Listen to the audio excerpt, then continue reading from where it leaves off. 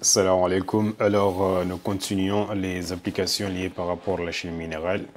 Pour le problème numéro 10, il s'agit ici d'une étude d'une solution tempo. Donc, vous aurez toujours en effet le lien de téléchargement de la version numérique dans la description. Alors, on va se retrouver dans quelques secondes maintenant pour la solution comme d'habitude, hein. Alors, ici, première question demandée, donner la définition d'une base, écrire l'équation bilan de la réaction de l'ammoniac avec l'eau. Donc, tout ça, je pense que on a eu à travailler sur plusieurs questions, comportant ce genre de critères. Donc, on va balayer vite fait, hein. Alors, la définition d'une base ici est une espèce chimique capable de capter des protons, contrairement par rapport à un acide qui est une espèce chimique capable de libérer des protons. Alors, déjà pour l'équation bilan de la réaction, il s'agit de l'ammoniac qui va réagir avec l'eau. Et maintenant, pour l'autre question, on demande de calculer la constante d'équilibre. La formule est la suivante.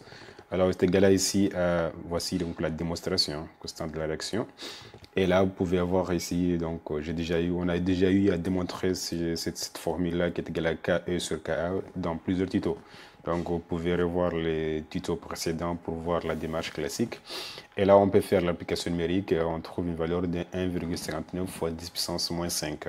Et là, maintenant, on peut remarquer que cette valeur-là qu'on a trouvée 1,59 fois 10 puissance moins 5 est doublement donc inférieure par rapport à 10 puissance 3. Et là, on peut conclure effectivement que la réaction entre l'ammoniac et l'eau est une réaction qui est partielle.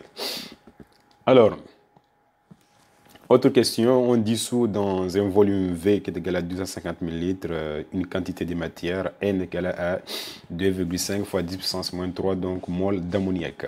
Donc on nous demande de calculer la concentration C. Donc connaissant le nombre de moles ainsi que le volume, on applique juste la formule et vous aurez une concentration égale à 10 puissance moins 2 moles par litre. Alors, autre question, maintenant, c'est de calculer les concentrations de toutes les espèces chimiques présentes dans la solution S1, la solution d'ammoniac, hein. Maintenant, là aussi, on va aller un peu plus vite, hein. Connaissant le pH, vous pouvez maintenant donc faire d'abord l'inventaire des espèces chimiques. Et maintenant, connaissant le pH de la solution, vous pouvez calculer la concentration des ions H3O+, ainsi que la concentration des ions OH-. Après, vous appliquez l'équation d'électroneutralité, maintenant sachant que les ions OH- donc, sont majoritaires ici. Donc, vous pouvez maintenant voir que la concentration des ions NH4+, est égale à ici donc la concentration de OH-. Maintenant, l'équation de conservation de la matière maintenant peut vous donner la concentration ici de NH3. Et à partir de là, on peut maintenant calculer le pKa, mais comme le pKa déjà on le connaît, ce n'est pas la peine. Alors ici, deuxième question. On réalise un titrage de pH mètre de 21 égale à 20 ml de la solution S1 par une solution S2 d'acide chlorhydrique de concentration Ca à déterminer. Pour obtenir l'équivalence, on a versé donc un volume Va est égal à 14,3 ml d'acide chlorhydrique. Question demandée, c'est de définir ce que c'est que l'équivalence acido-basique. Alors, c'est donc l'équivalence, c'est-à-dire que le moment où on atteindra donc l'équivalence, c'est l'instant où on va observer que le nombre de moles de l'acide versé égale au nombre de moles de la base initialement introduite. Maintenant, à ce moment-là, c'est là où on aura donc le point d'équivalence. Maintenant, il faut bien voir que l'équation bilan du dosage en question, puisqu'il s'agit ici de mélange d'un acide fort avec une base faible, voici donc l'équation bilan de la réaction. Ça n'a pas été demandé, mais je l'ai mis tout simplement, je l'ai mise au cas où on vous le demande, hein. Alors, maintenant, ici, question suivante, c'est de calculer la concentration de l'acide. Maintenant, on peut appliquer la condition d'équivalence.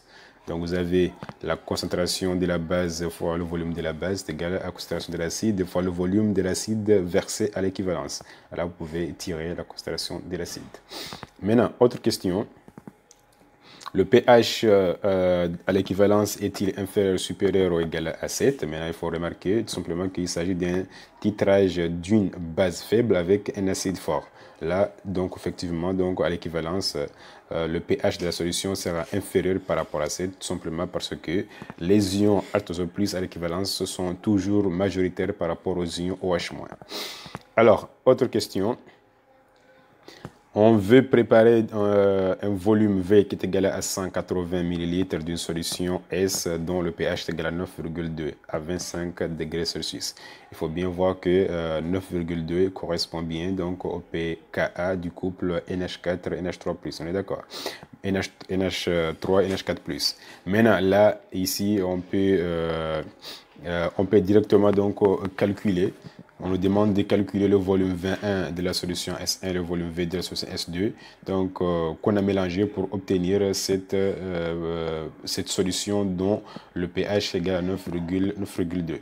Alors, comme le pH est égal au pKa du couple, nous avons ici une solution tampon. D'accord? Donc, solution tampon dont la préparation a été donc réalisée par une solution donc d'un acide d'une base faible avec une solution d'un acide fort. Et là, maintenant, on peut utiliser donc le critère qui est là. Donc maintenant, donc, comme il s'agit donc d'une solution tampon préparée par un acide fort avec une base faible, alors nous avons le point suivant, c'est-à-dire nombre de moles de l'acide versé est égal au nombre de moles de la base sur 2. Donc, raison pour laquelle, en traduisant en termes de concentration et volume, on aura nombre de moles de l'acide versé est égal au nombre de moles de la base sur 2. Donc, le 2 qui est là va se multiplier ici pour avoir ici, donc, nombre de moles de la base est égal à 2 fois le nombre de moles de l'acide versé. Et là, on aura ici, nombre de moles de la base sera C1 fois V1, qui est égal ici à 2 fois CAV, VA. Donc, VA ici, donc, représente le volume de l'acide versé, qui représente le volume V2 ici. À partir de là, or, on sait que le volume V2, on peut déterminer, parce que le volume total ici, qui est V, qui est égal à 180, est égal au volume 21 plus le volume V2. Et là, on peut tirer que 21, grand V est égal à 21 plus V2, alors on aura que V2 sera égal à grand V moins 21, qu'on a remplacé ici. D'accord? Et de là, on peut tirer 21. Maintenant, connaissant 21, vous pouvez maintenant donc calculer V2, sachant que V2 est égal à grand V moins 21. Grand V est égal à 180 ml. Et là, vous pouvez avoir que 21 est égal à 132,6.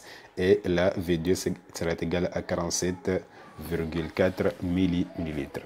Et voilà, c'était un petit exercice juste pour vous montrer comment préparer une solution tampon, connaissant donc le volume total donc, de la solution.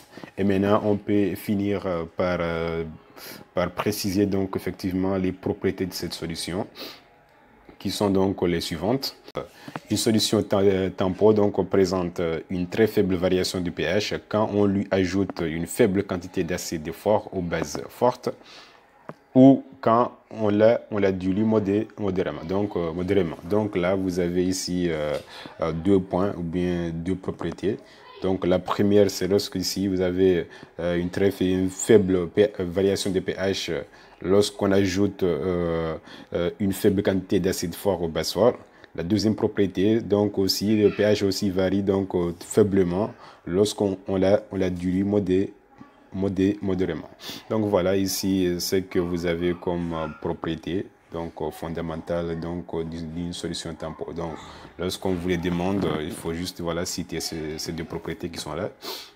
Maintenant donc voilà, c'est en tout donc ce qu'on pourrait dire concernant cet exercice. On se trouvera donc prochainement pour un nouveau tuto.